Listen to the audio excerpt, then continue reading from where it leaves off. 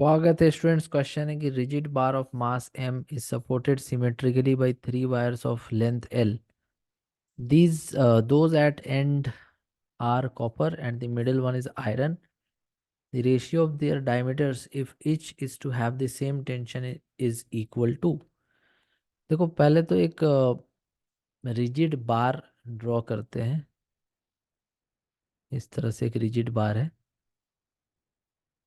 तो इसका जो मास है वो क्या m है और लेंथ क्या है यहाँ पे l। ठीक है।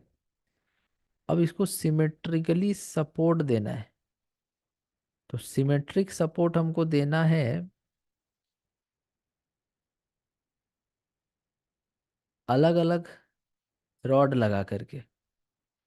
ओके, तो ये वायर लगा करके, तो एक वायर तो तुमको यहाँ पर लगाना है एंड्स पे, ऐसे एक वायर इधर, दूसरा वायर लगाना है यहाँ पे, और एक वायर तुमको लगाना है बीच में। ठीक है। तो जो बीच वाला वायर है वो आयरन है, और जो वायर साइड साइड में है, जो वायर साइड साइड में है ये कॉपर है, ये कॉपर है। अब इस क्वेश्चन में बोल रहा है कि यहाँ पर जो टेंशन है वो सब में बराबर बढ़ गया। मतलब जैसे देखो, तीनों वायर से अगर इस रॉड को तुम लटकाओगे तो यहाँ पर इसका वेट तो लगेगा ना नीचे की तरफ। रॉड का वेट तो होगा ना, ये लोड का काम करेगा, टेंशन बनाएगा तीनों वायर में। तो तीनों वायर में बोल रहा है कि जो टेंशन बन रहा है वो बराबर बना है, मतलब लोड तीनों पार्ट में बराबर मात्रा में डिस्ट्रीब्यूट हो गया है। सिमेट्रिकली है, सिमेट्रिकली कनेक्टेड है, तो लोड तीनों वायर में बराबर मात्रा में बढ़ जाएगा। वो नहीं भी कहता तो भी हम एज्यूम कर सकते थे। यहाँ पे बोल रहा है if each is to have the same tension, तो वो तो ऐसे भी अंडरस्टूड है कि तीनों सिमेट्रिकली लटकाया हुआ है, तो फिर तीनों में लोड सेम मात्रा में बटेगा। ठीक है। अब हम लोग यहाँ पर ऐसा सोचते हैं, एक बात और, इससे ये भी साबित हो रहा है कि तीनों वायर का जो लेंथ है वो सेम है, नहीं तो ये रॉड टेढ़ा हो जाता, फिर ये लटकाते तो सिमेट्रिकली लोड नहीं बढ़ पाता फिर। ठीक है। तो इससे ये पता चलिए कि जो तीनों वायर है इसका लेंथ भी सेम है। तो एक फॉर्मूला होता है जिसमें हम लोग लिखते हैं y = force by area delta L by L. तो यहाँ से अगर हम एरिया का वैल्यू लिखे तो एरिया इक्वल टू हो जाएगा FL/ΔL × y, और एरिया होता है पाई r², radius square FL/ΔL × y।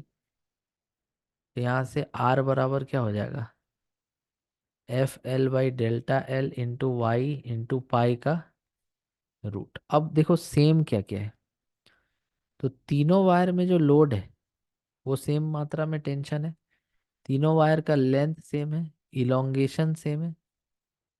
ठीक है। तो यहाँ पर पाई भी कांस्टेंट है, तो आर जो है वो किसका इन्वर्सली प्रोपोर्शनल है, R is inversely proportional to 1/√y। अब बहुत सारा स्टूडेंट ऐसा सोचेगा सर अब सब सेम कैसे, बोला तो नहीं यहाँ पे। एक्चुअल में जब ये कह रहा है कि सिमेट्रिकली तीन वायर से लटकाया गया है और ईच को सेम टेंशन मिलना चाहिए, तो वो उसका पॉसिबिलिटी तभी ना आएगा जब तीनों में इलोंगेशन सेम हो, लेंथ सेम हो। मतलब डेल्टा एल बाई एल का रेशियो को कह लो तुम, डेल्टा एल बाई एल का रेशियो सेम हो।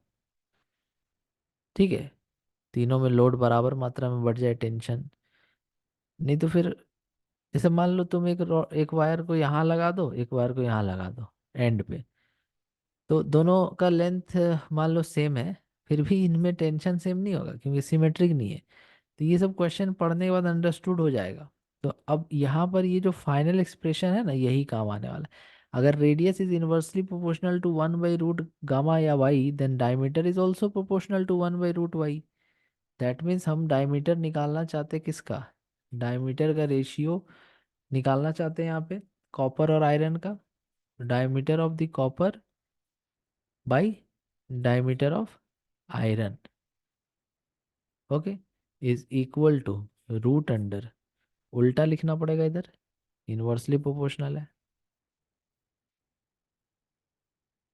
तो बी नंबर जो है यहाँ सही होता हुआ दिख रहा है। तो आई होप आप ये क्वेश्चन समझ पाए होंगे। Thank you so much for watching.